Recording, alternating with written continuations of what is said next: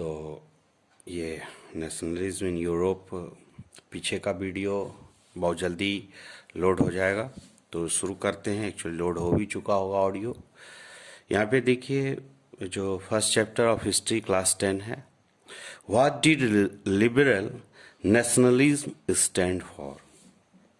उदारवादी राष्ट्रवाद के क्या मायने थे? एक्चुअली ये किस बेसिस पर लिबरल नेशनलिज्म स्टैंड करती थी? हम लिबरल्स को डिफाइन भी करेंगे फर्दर, क्या है liberals. Idea of national unity in early 19th century Europe were closely allied to the ideology of liberalism. Europe में 19th सेंचुरी के शुरुआती दौर में, शुरुआती दशकों में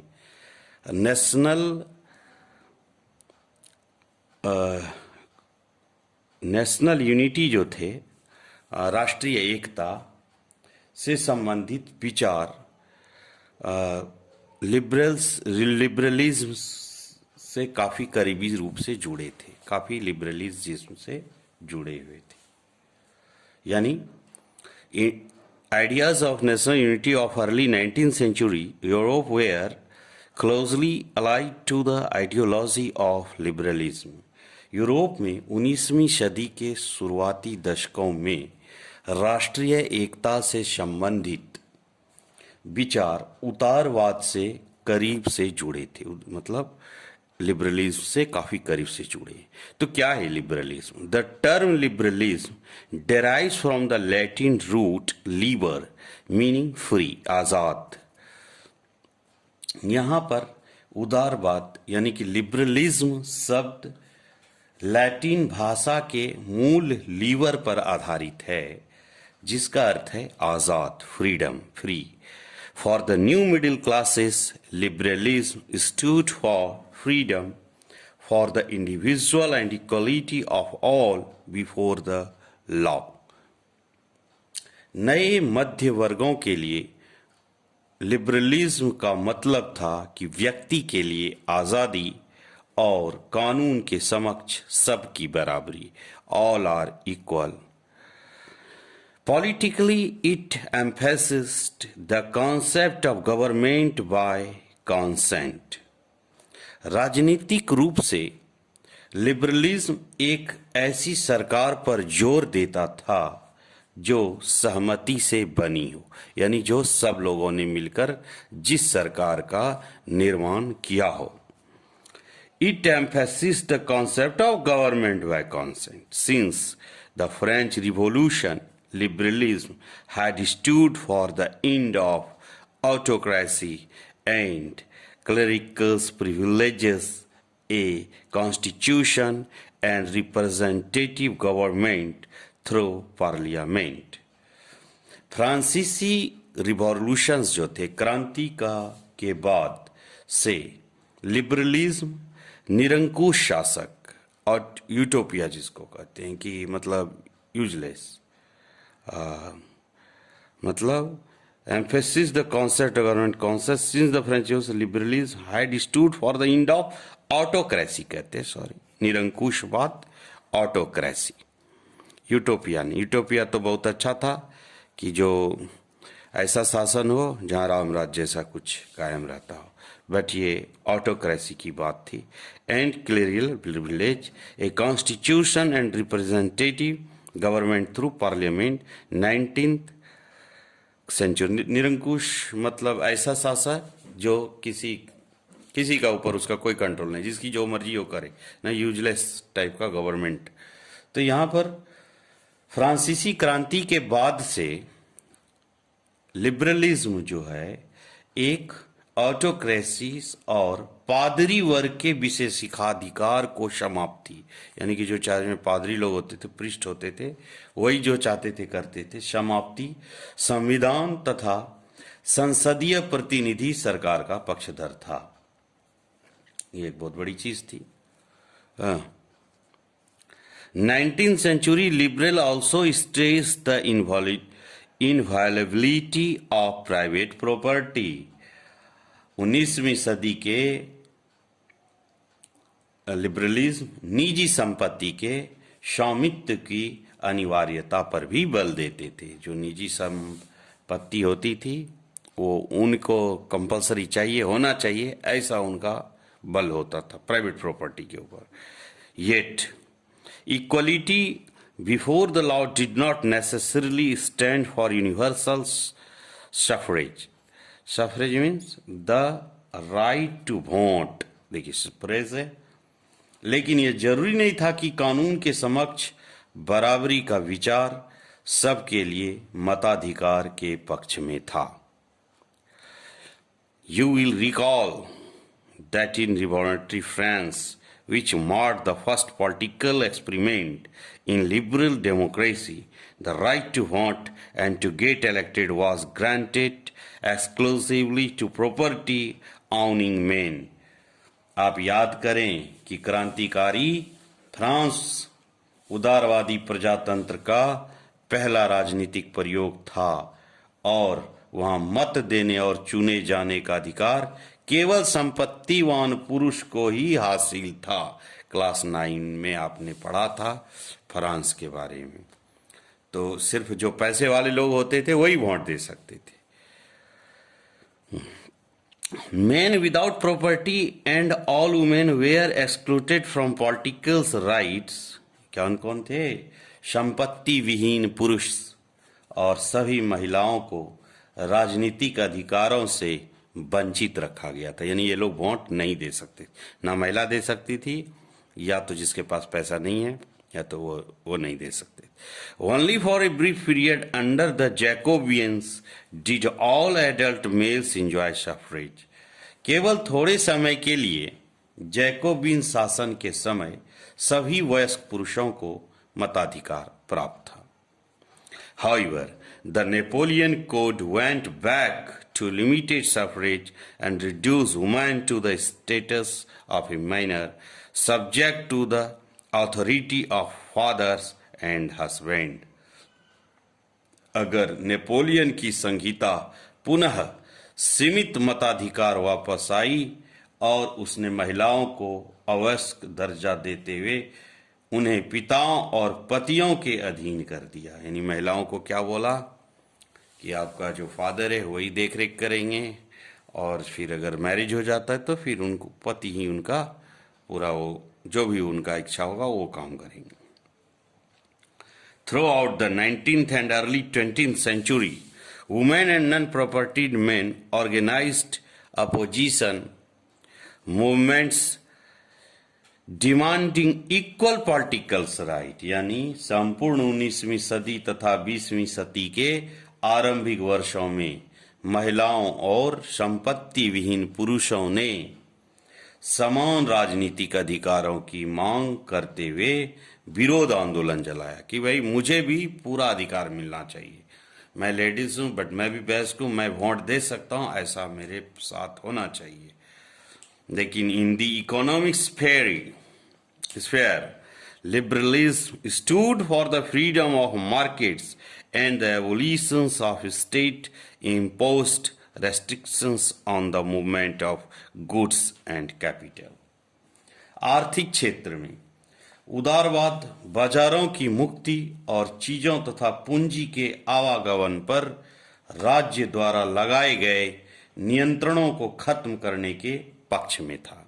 मतलब जो आर्थिक क्षेत्र में जो जैसे कि आज़ादी चाहिए था, जो बाजार है फ्री हो, टैक्स कम से कम लगे, ये सारे चीज़ के प्रति इनकी अवधारणाएं थी जो आज़ादी का डिमांड कर रहे थे यूरोप में। During the 19th century this was a strong demand of the emerging middle classes. देखिए 19वीं सदी के दौरान उभरते हुए मध्य वर्ग की एक जोरदार मांग थी, मुझे थोड़ा फ्रीडम चाहिए, सब मामले में आपने जितने टैक्स लगा रहे हैं फेक, वह सारे पे मुझे काफ़ी ये चाहिए। Let us take the example of the German speaking regions in the first half of the 19th century। आइए हम 19वीं सदी के पहले भाग में जर्मन भाषी इलाकों का उदाहरण लेते हैं। जर्मन भाषी वहां पे क्या हुआ था? Napoleon administrative measures had created out of, यानी नेपोलियन के प्रशासनिक कदमों में अनगिनत छोटे प्रदेशों से 29 राज्यों का लगभग एक महासंघ बना था। ये आगे के पेज में हम देखते हैं, ठीक है। किसको बीच वाला बंदे हो जाएगा, नहीं रुको, छोड़ो कटने दो, हम क्या करें। एक पेज में ज्वाइंट होता है, ज्वाइंट कर। ठीक है। तो the union abolished tariff barriers and reduces the number of currency from over 30 up to the creation of a network of railways further stimulated mobilities, harnessing economic interest to national unification, a wave of economic nationalism strengthened the wider nationalism sentiments growing at the time। यानी कि आपने यहाँ से देखा कि LA वगैरह में कितना मेजरमेंट में प्रॉब्लम होता था, यानी हर जगह अलग अलग शुल्क भी लगता था। 1833 ईस्वी में अगर आप कोई व्यक्ति हैम्बर्ग से न्यूरम्बर्ग जाता था तो उनको लगभग 11 कस्टम्स बैरियर को क्रॉस करना पड़ता था, और जहां पर प्रत्येक बैरियर पे 5% का शुल्क भी लगता था।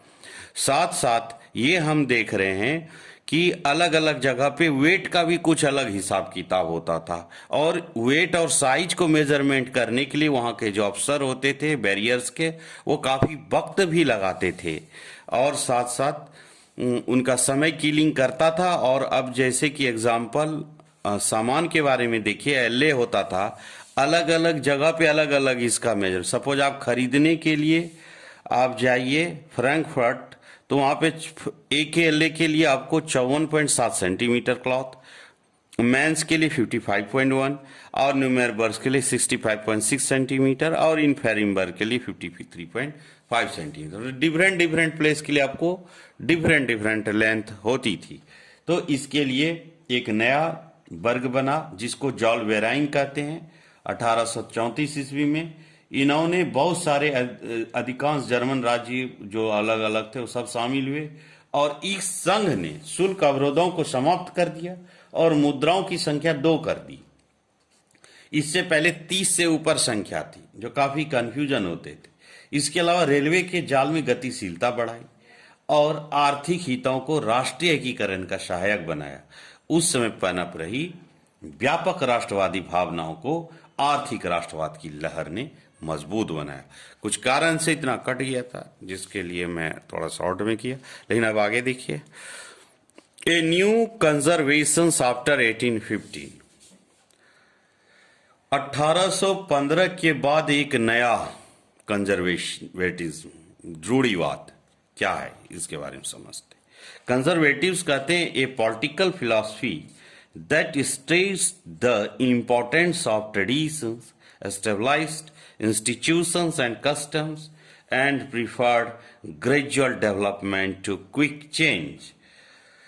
ऐसा राजनीतिक दर्शन जो परंपरा, स्थापित संस्थानों और रिवाजों पर जोर देता है और तेज बदलावों को बजाय क्रमिक और धीरे धीरे विकास को प्राथमिकता देता है। रूढ़िवाद होता है, पुराने अकॉर्डिंगली चलता है। रूढ़िवाद जैसा मेरा ऐसा चल रहा है उसके अकॉर्डिंगली चलना, नियम कानून होना चाहिए। क्या था ये 1815 का, इसका चर्चा सुनिए।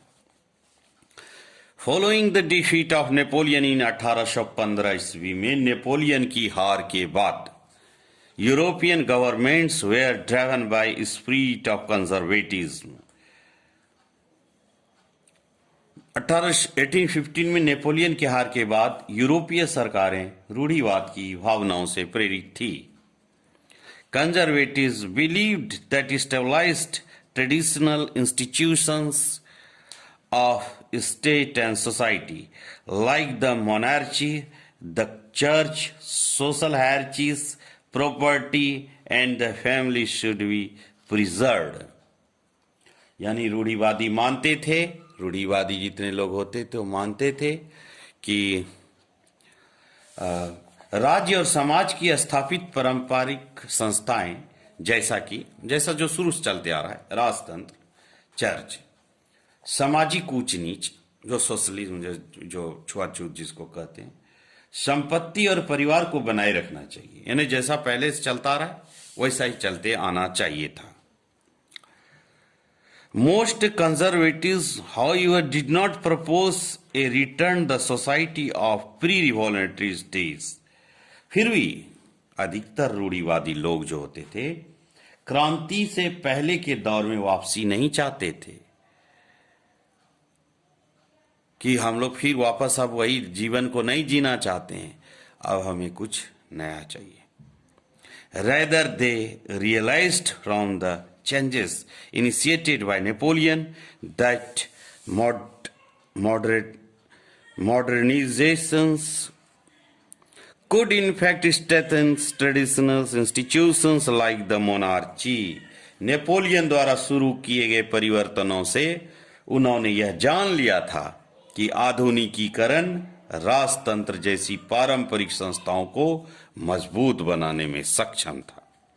It could in fact strengthen traditional institutions like the monarchy. It could make state power more effective and strong. A modern army and efficient bureaucracy, a dynamic economy, the abolitions of feudalism and serfdom could strengthen the autocratic monarchy of Europe. एक राज्य की ताकत को ज्यादा कारगर और मजबूत बना सकता है कौन? अगर वहां का शासन चाहे। एक आधुनिक सेना होना चाहिए, कुशल नौकरशाही होना चाहिए, गतिशील अर्थव्यवस्था हो, सामंतवाद हो और हूदासत्व की समाप्ति, यानी कि बंधुआ मजदूरी वाला सब काम की समाप्ति यूरोप के निरंकुश राजतंत्रों को शक्ति प्रदान कर सकते थे। ये सारे चीज जो इसमें पहले परेशानी का कारण था, अगर इसको कोई खत्म कर सकता था तो ये सारे चीज खत्म होने के बाद ही प्रजा के द्वारा शासन की स्थापना की जा सकती थी।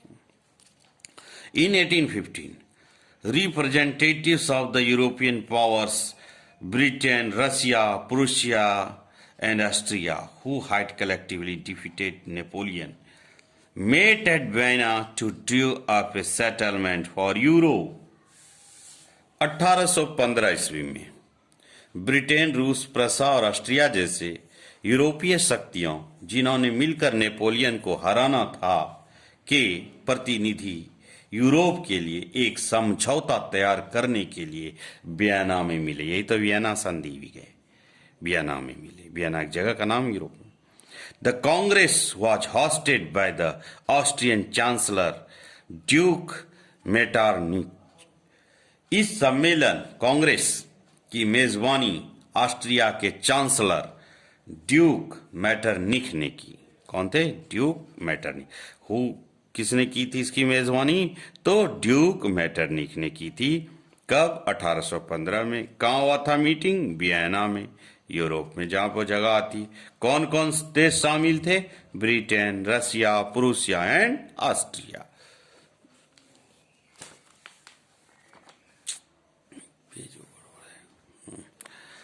ड्यू ऑफ द ट्रीटी, क्या देखते हैं कि क्या लिखे कि फिर the delegates drew up the treaty at Vienna of 1815 with the object of undoing most of the changes that had come about in Europe during the Napoleonic Wars. क्या कि इसमें प्रतिनिधियों ने 1815 में जो वियना संधि हुआ था, ट्रीटी ऑफ वियना, ठीक है, ट्रीटी ऑफ वियना का जो संधि हुआ, तैयार की, जिसका उद्देश्य उन कई सारे बदलावों को खत्म करता था जो नेपोलियाई युद्धों के दौरान हुए थे। यानी वियना का कब हुआ था संधि? तो ट्रीटी ऑफ वियना 1815 ईस्वी में। The Bourbon dynasty, which had been deposed during the French Revolution, was restored to power and France lost the territories it had annexed under Napoleon. फ्रांसीसी क्रांति के दौरान हटाए गए बुर्बो वंश था का सत्ता में बहाल किया गया और फ्रांस ने उन इलाकों को खो दिया जिन पर कब्जा उसने नेपोलियन के अधीन किया गया था। A series of states were set up of the, यही था, boundaries of France to prevent French expansion in future. Thus, the kingdom of the Netherlands, which included Belgium, was set up in the north and Guyana was added to Piedmont in the south. क्या देखते हैं, France की सीमाओं में कई राज्य कायम कर दिए गए ताकि भविष्य में फ्रांस विस्तार न कर सके, पूरी तरह से बैंड कर दिया गया। अतः क्या हुआ, उत्तर में नीदरलैंड्स का राज्य, उत्तर में Netherland, the kingdom of the Netherlands, Netherlands का राज्य स्थापित किया जिसमें बेल्जियम शामिल था, और दक्षिण में पिएडमोंट में जेनोवा जोड़ दिया गया और प्रसा को उसकी पश्चिमी सीमाओं पर महत्वपूर्ण नए इलाके दिए गए, जबकि ऑस्ट्रिया को उत्तरी इटली का नियंत्रण सौंपा गया, यानी सबको क्लासिफाइड कर दिया गया। देख रहे हैं, Persia was given important new territories on its western frontier, नया ट्रीटी दे दिया गया, आप सबको बांट दिया गया। While Austria was given control to northern Italy, दे दिया ऑस्ट्रिया को, आप कंट्रोल कीजिए। But the German confidence the 39 state that had been set up of the Napoleon was left untouched, लेकिन नेपोलियन ने 39 राज्यों को जो जर्मन महासंघ स्थापित किया था उसे बरकरार रखा गया। यानी नेपोलियन ने जब ये सब युद्ध हारा था 39, वो देख रहा हूँ फोटो पोस्टमैन का लगा हुआ था सारे, वो उस महासंघ को बना के रखा। और in the east Russia was given part of Poland while Prussia was given a portions of Saxony, यानी कि पूर्व में रूस को पोलैंड का एक हिस्सा दिया गया, जबकि प्रसा को सैक्सनी का एक हिस्सा प्रदान किया गया। और इस सब का क्या मुख्य उद्देश्य हो सकता है, the main intention was no restore the monarchies that had been overthrown by Napoleon and create a new conservative order in Europe, यही एक कारण था।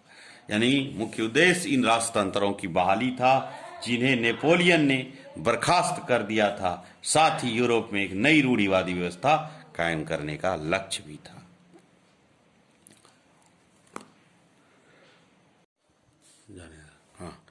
उसके बाद conservative regimes up to 1815 were aristocratic, they did not tolerate criticism and dissent and sought to curb activities that questions the legitimacy of autocratic governments. Most of them imposed censorship laws to control what are said in newspapers. तो आपने क्या पढ़े कि नई रूढ़िवादी 1815 में क्या हो गया था कि ये 1815 ईस्वी में जो शासन व्यवस्थाएं थी वो बिल्कुल ऑटोक्रेटिक थी। Regimes 1815, they did not tolerate criticism, असहमति बर्दाश्त नहीं करती थी और उन्होंने गतिविधियों को दबाना चाहा जो निरंकुश सरकारों की वैधता पर सवाल उठाती थी। Useless autocratic, most of them imposed censorship laws of control what was said in newspaper. ये ज्यादातर सरकारों ने सेंसरशिप के नियम बनाए जिनका उद्देश्य अखबारों, किताबों और नाटकों और गीतों में व्यक्त उन बातों पर नियंत्रण लगाना था जिसने फ्रांसीसी क्रांति से जुड़े स्वतंत्रता और मुक्ति के विचार झलकते थे। Books, plays and songs and reflected the ideas of liberties and freedom. थोड़ा सा देखिए, associated with the French revolution, और उसके बाद the memory of the French revolutions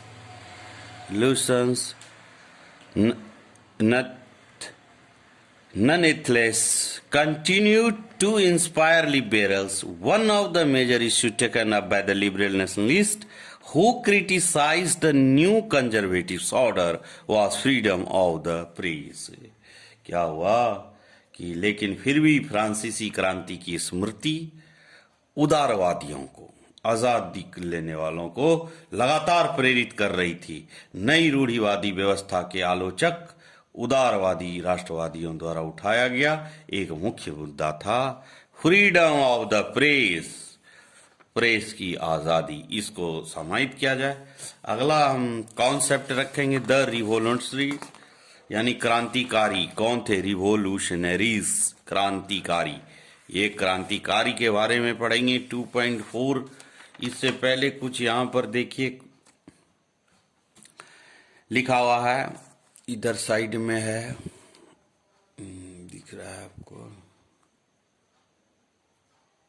देखिए लिखा है, हाँ, कि plot on A map of Europe that change down up by the Vienna Congress. Europe के नक्शों पर उन परिवर्तनों को आपको चिन्हित करना है। ये गतिविधि है, एक्टिविटी है, जरूर करना है नक्शे में, जो वियना कांग्रेस के फलस्वरूप सामने आए थे, और डिस्कस कीजिए आप मिल करके। What is the character cartoonist trying to depict. ये जो फोटो देखते, ये फोटो अल्लाह वाला, व्यंकार क्या दर्शाने का प्रयास कर रहे हैं। जो व्यंकार कार्टूनिस्ट है, व्यंकार क्या दिखाने का प्रयास करता है, ये हल्ला में क्या पता चल रहा है। देखिए यहां पे है फिगर नंबर 6 में, the club of thinkers enormous caricatures dating to c 1820। चिंतकों का क्लब है ये, 1820 के आसपास का बना है। चिंता कर रहे लोग कि क्या करना है करके बनाया गया एक अनाम व्यंग्य चित्र, बिना नाम का है व्यंग्य चित्र। देखिए the plaque of the left vs the inscriptions, बाई तरफ लिखा हुआ है, the most important questions of today's meeting, how long will thinking be allowed to us. आज की बैठक का सबसे महत्वपूर्ण प्रश्न है, हमें कब तक सोचने दिया जाएगा। देखिए the board on the right list the rules of the club which include the following. दाईं तरफ बोर्ड के क्लब के नियमों की सूची है ये नियमों की सूची है, जिसमें क्या क्या शामिल है। देखिए number 1, silence is the first commandment of the learned society. इस पढ़े लिखे समाज का पहला नियम है खामोशी। Silence is the first commandment of this learned society. पढ़े लिखे समाज का पहला नियम है खामोशी। और दूसरी बात, to avoid the eventually here why a member of this club में शकम to the temperatures of speech muscles will be disturbed to members upon entering। ऐसी किसी स्थिति से बचने के लिए जब इस क्लब का कोई सदस्य बोलने के लोभ का शिकार हो जाए, सदस्यों को प्रवेश करने पर मुंह बंद रखने वाले मोहरे मुजले बांटे जाएंगे। ये कॉमेडी है कि जो बंद रखेगा मुंह वो सक्सेस है, इसलिए मुंह बंद करके कार्टूनिस्ट को दिखाने का प्रयास किया। अगला वीडियो में हम क्रांतिकारी के साथ, रिवोल्यूशनरीज के साथ मिलेंगे कल। Thank you. जब्बा गई उड़नी थी।